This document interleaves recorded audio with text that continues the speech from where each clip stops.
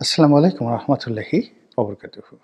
সম্মানিত দর্শক, আইসিটি অর্থাৎ আন্তর্জাতিক ক্রাইম ট্রাইব্যুনাল, যেটি মূলত ১৯৭১ সনের যারা যুদ্ধাপরাধী এবং মানবতা বিরোধী যারা অপরাধ করেছিলেন তাদেরকে বিচারের আওতায় আনার জন্য এই ট্রাইব্যুনালটি গঠিত হয়েছিল।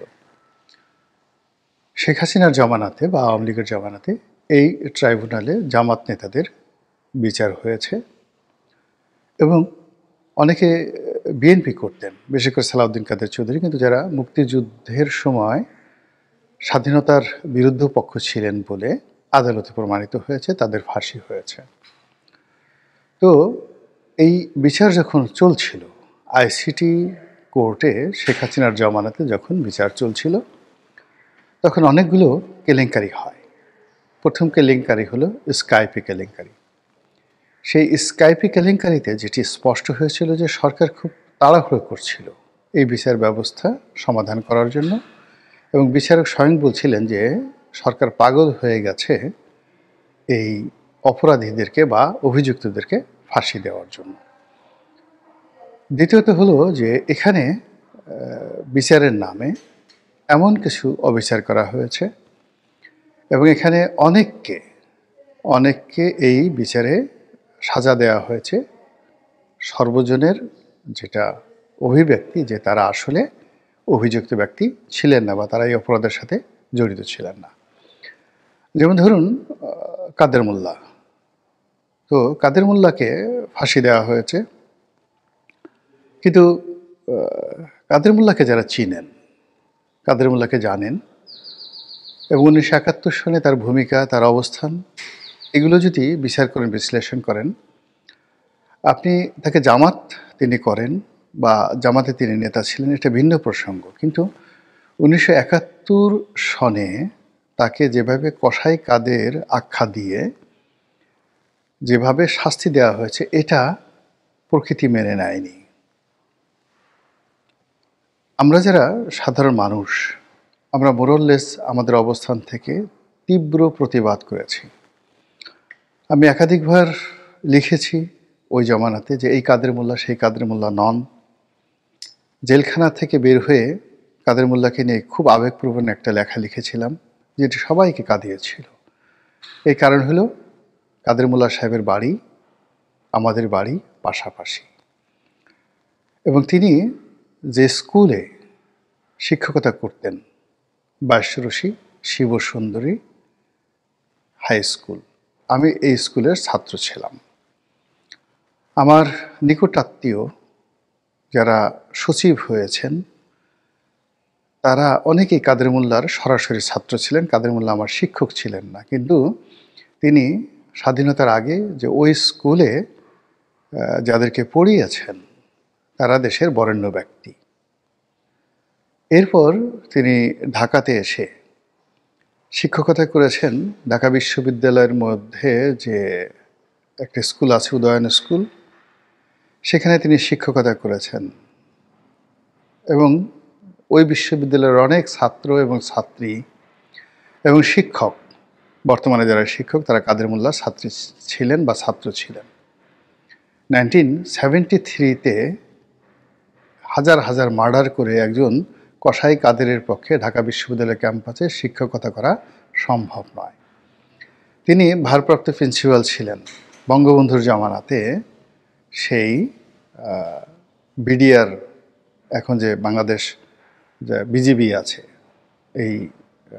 এখানে যে একটা কলেজ আছে রাইফেলস কলেজ, এই কলেজের তিনি ভারপ্রাপ্ত প্রিন্সিপাল ছিলেন বঙ্গবন্ধুর জামানাতে, এবং একই সময় তিনি বঙ্গবন্ধুর জামানাতে ইসলামিক ফাউন্ডেশনে তিনি চাকরি করেছেন।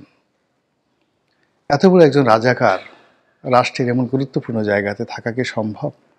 তিনি দেশে একজন প্রথিতযশা সাংবাদিক ছিলেন এবং কম্বাইন্ড এখনকার সাংবাদিক আর বঙ্গবন্ধুর জমানার সাংবাদিক, এমনকি এরশাদ জমানার 80-র দশকের সাংবাদিক এক নয়। এখনকার প্রেস ক্লাব আর 70-এর দশকের 80-র দশকের প্রেস ক্লাব সম্ভব নয়। সেখানে প্রেস ক্লাবে প্রেসিডেন্ট, প্রধানমন্ত্রী যেতেও সংকোচ বোধ করতেন, ভয় পেতেন, সমীহ করতেন প্রেস ক্লাবের কর্মকর্তাদের। ঠিক সেই সময়টাতে তিনি সাংবাদিকদের সবচেয়ে বড় সংগঠন ফেডারেল সাংবাদিক ইউনিয়ন সেটির ভাইস প্রেসিডেন্ট ছিলেন, প্রেস ক্লাবের মেম্বার ছিলেন। কাজেই তাকে আপনারা ফাঁসিতে লটকিয়েছেন। তার পক্ষে যারা সাক্ষ্য দিতে এসছে তাদেরকে সাক্ষ্য দিতে দেননি।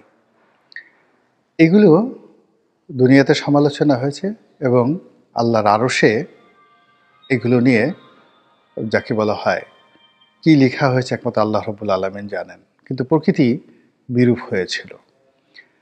একই কথা বলা যেতে পারে কামরুজ্জামান সম্পর্কে। অত্যন্ত মেধাবী একজন ছাত্র ছিলেন। ছাত্র শিবির করতেন বা ওই সময় ছাত্র শক্তি করতেন। তারপর যাকে বলা হয় জামাত করতেন। কিন্তু জামাতের মধ্যে মোস্ট মডারেট আধুনিক একজন মানুষ ছিলেন। কামরুজ্জামান সাহেব, কাদের মোল্লা সাহেবদের মতো মানুষ যদি জামাতে থাকতেন তাহলে আজকের এই দিনে জামাত যে সকল কাণ্ড ঘটাচ্ছে এটা কোনো দিন হতো না, কখনো হতো না।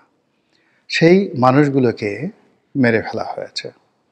আর যদি দেলোয়ার হোসেন সাঈদী সাহেব থাকতেন তাহলে এই ওয়াজের ময়দানে এই যে সমস্ত আবর্জনা এখন জামাতের নামে ওয়াজ করছে এবং পুরো ইসলামী অঙ্গনকে তোলপাড় করে দিচ্ছে, যেভাবে শিশু বক্তারা ওয়াজের ময়দানে বক্তব্য দিচ্ছে, দেলোয়ার হোসেন সাঈদী সাহেবের মতো মানুষ থাকলে আজকে এই ইসলামিক জগতে যে একটা ব্যালেন্স থাকতো এবং তাকে ওয়াজ করার আগে সবাই সাঈদী সাহেবকে নিজেদের স্ট্যান্ডার্ড মনে করতেন। এখানে আজহারি, কুয়াকাটা, আব্বাসি এগুলোর তৈরি হতো না, পয়দাই হতো না। এবং এইগুলোর ফলে এখন দেখেন সেই যাকে বলা হয় মনোয়ার, তারেক মনোয়ার, আব্বাসি, কুয়াকাটা, হাফিজুর রহমান কুয়াকাটা, তারপরে সেই যে শিশু বক্তা, এরপরে সেই যে রাশ্মিকা মান্দানার কথা বলে আরেকজন সেই লোকের নামে বারবার শুধু ভুলে যাই, এখন খুবই বিতর্কিত একজন যে জামাতের নেতা, যে কুষ্টিয়া থেকে যাকে মনোনয়ন দেওয়া হবে। মানে এই সমস্ত বক্তাদের উদ্ভবই হতো না। তো সেই ভদ্রলোককে আমরা মেরে ফেলেছি দেলোয়ার রাজাকার বলে, কিন্তু তিনি দেলোয়ার রাজাকার ছিলেন না। আওয়ামী লীগের লোকজন সাক্ষ্য দিয়েছে, মুক্তিযোদ্ধারা সাক্ষ্য দিয়েছে, মেজর জিয়াউদ্দিনের মতো লোক সাক্ষ্য দিয়েছে, কিন্তু তৎকালীন সরকার সেটা শুনেনি। তখনই বাংলাদেশের অনেক মানুষ বলেছেন যে এই আইসিটি কোর্টে আগামীতে আওয়ামী লীগের বিচার হবে, এই আইসিটি কোর্টে আওয়ামী লীগের বিচার হবে। একদিন তো ২১শে টেলিভিশন না, ঠিক যাকে বলা হয় মুনতাসির মামুন, ডক্টর মুনতাসির মামুন, সম্ভবত ৭১ টেলিভিশনে তিনি বলেছিলেন যে আগামীতে যদি এই কোর্টে, আইসিটি কোর্টে মুক্তিযোদ্ধাদের বিচার হয়, আওয়ামী লীগের বিচার হয় এবং বিচারকের আসনে জামাত বসে থাকে, উকিল যারা হবে, প্রসিকিউটর হবে, তারা যদি জামাত হয় এবং আওয়ামী লীগের লোকজনের যদি মৃত্যুদণ্ড হয়, আমি আশ্চর্য হব না। এই বাংলাদেশের সব সম্ভব। দেখেন তো কীভাবে মিলে গেছে আজকের এই ঘটনা।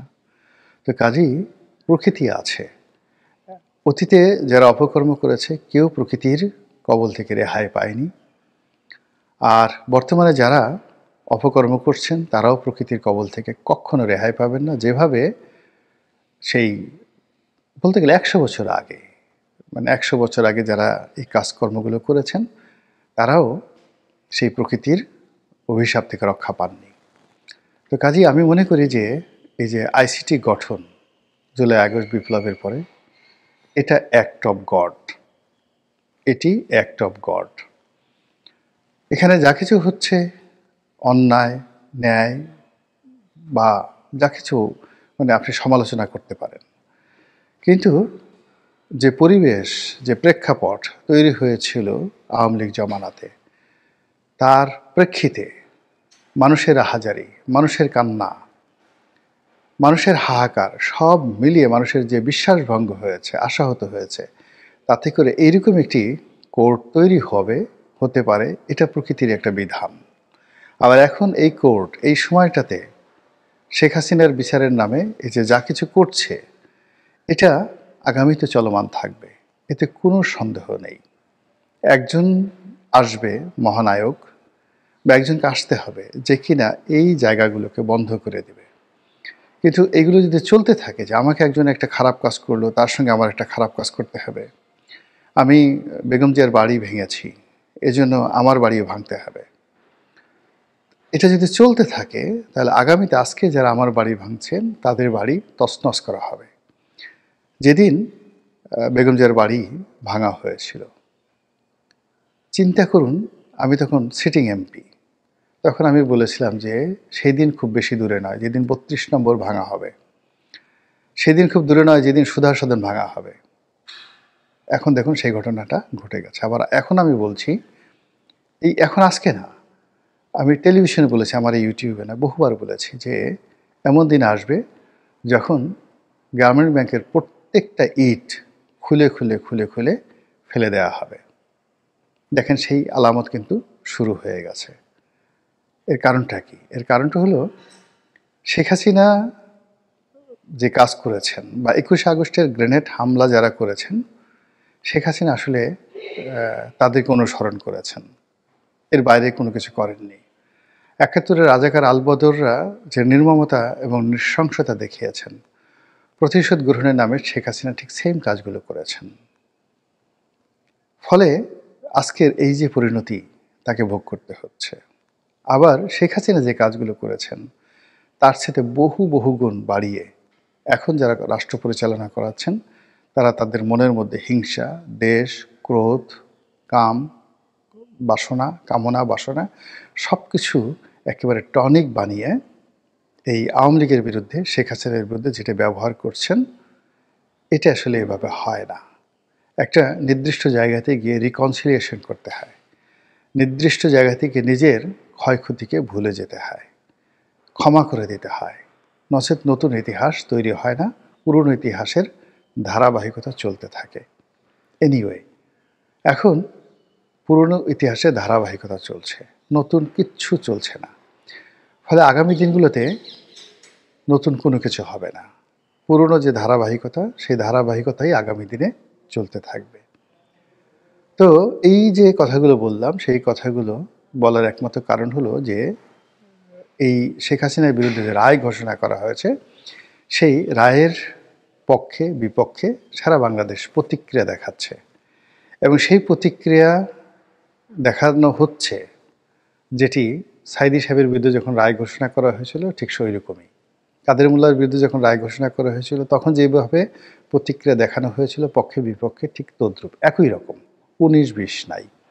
তবে এখানে আমি একটা বিষয় খুব যাকে বলা হয় লক্ষ্য করলাম যে শেখ হাসিনার যে মন্তব্য রায় ঘোষণা করার পর, তার বিরুদ্ধে মৃত্যুদণ্ড ঘোষণা করার পর তিনি বলেছেন যে জীবনের মালিক আল্লাহ, আর জীবন নেয়ার মালিক আল্লাহ, আল্লাহর হুকুম যখন থাকবে তখন আমাকে যেতে হবে। তার এই বক্তব্যটি অনেক কিছুর পরে আমার ভালো লেগেছে, তার এই বক্তব্যটি ভালো লেগেছে। আমি ব্যক্তিগতভাবে তাকে যতটুকু দেখেছি, তিনি তার অনেক দোষ আছে, ত্রুটি আছে, কিন্তু সব কিছুর ঊর্ধ্বে তিনি একজন ধর্মপরায়ণা প্র্যাকটিসিং মুসলিমা। আমি তো আগেই বললাম যে আবার এটা নিয়ে কনফিউজড হওয়ার কোনো কারণ নেই। তার বিরুদ্ধে যে অভিযোগগুলো আছে তার অভিযোগগুলোর ব্যাপারে আমি একটা টু শব্দ করছি না, শুধু বলছি তিনি প্র্যাকটিসিং মুসলিমা, অর্থাৎ ধর্মকর্ম পালন করেন, নামাজ পড়েন, বিশ্বাস করেন, এবং আলেম উলামাদেরকে কিন্তু তিনি সম্মান করেন।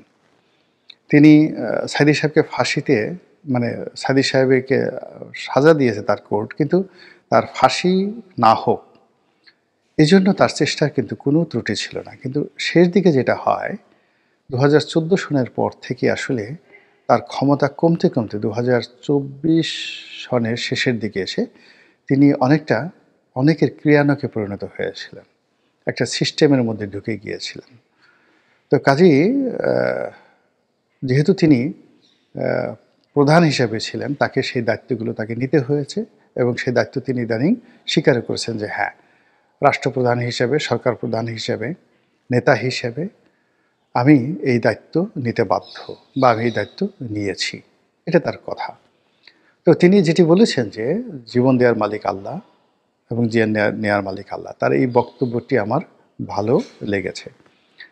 এবং সেটি যদি তিনি আসলে বিশ্বাস করেন, সেটি যদি বিশ্বাস করেন এবং সেইভাবে যদি তিনি তার আগামী দিনের বাকি যে জীবনগুলো সেই কর্মপন্থা অবলম্বন করেন এবং যে কথা বলেছেন সেই কথা যদি বিশ্বাস করে তিনি তার মনকে নরম করেন এবং তার যে সকল কর্ম আজ তাকে এই পরিণতির জায়গায় নিয়ে আসছে সেগুলো অনুশোচনা করেন এবং সেখান থেকে বের হয়ে আসার চেষ্টা করেন, বিশ্বাস করেন, এই বাংলাদেশে মিরাকেল, খুব দ্রুত মিরাকেল কিছু ঘটে যেতে পারে।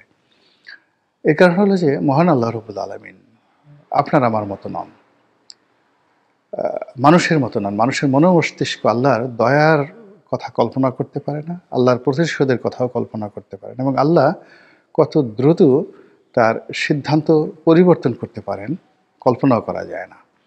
তো শেখ হাসিনাকে নিয়ে আমার সেই আশঙ্কা যে তার ব্যাপারে যদি হঠাৎ করে আল্লাহর কোনো সিদ্ধান্ত পরিবর্তন হয়ে যায় এবং পরিবর্তন হওয়ার পরে যদি শেখ হাসিনা আবার সে তার সাবেক জায়গায় ফিরে যান, তাহলে এখন যে সর্বনাশগুলো হচ্ছে সেই সর্বনাশের চাইতে আরও বহুগুণ সর্বনাশ আমাদের জন্য অপেক্ষা করছে। আপনারা তো সেই বিখ্যাত কাহিনী জানেন যে একবার মিশরে বৃষ্টি হচ্ছিল না, মানে মিশর রাজ্যে মুসা আলাইহিস সালাম যে অঞ্চলটি তখন বনী ইসরায়েলদের নিয়ে শাসন করছিলেন সেখানে বৃষ্টি হচ্ছিল না। তো বৃষ্টির জন্য দোয়া হলো, সবাই হযরত মুসা আলাইহিস সালামের কাছে বললেন যে আপনি দোয়া করেন, আল্লাহর কাছে সাহায্য চান।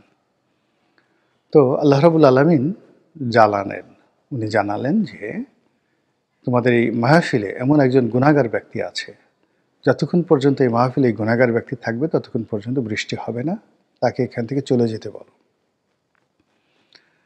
তো এখন সেই কথা হযরত মুসা আলাইহিস সালাম বললেন, বলার পরে এখন সব মানুষ একে অপরের মুখের দিকে তাকানো শুরু করলো, আর সেই গুনাহগার বান্দা আত্মসমর্পণ করলেন, বললেন যে হে আল্লাহ, আমি যদি এখানে উঠে যাই তাহলে সকল মানুষ আমার গুনার কথা জেনে যাবে, আবার আমি যদি না উঠি কেবলমাত্র আমার কারণে এই পুরো জমিন তছনছ হয়ে যাবে। আল্লাহ, আমি তো তোমাকে কোনোদিন ডাকিনি, কোনোদিন তোমাকে বিশ্বাস করিনি, বরং তুমি যে কাজগুলো নিষেধ করেছো সেই কাজগুলো বেশি বেশি করেছি, আর যে কাজগুলো অপছন্দ করো সেই কাজগুলো কখনো বেশি বেশি করেছি, আর যেগুলো পছন্দ করো তা করিনি।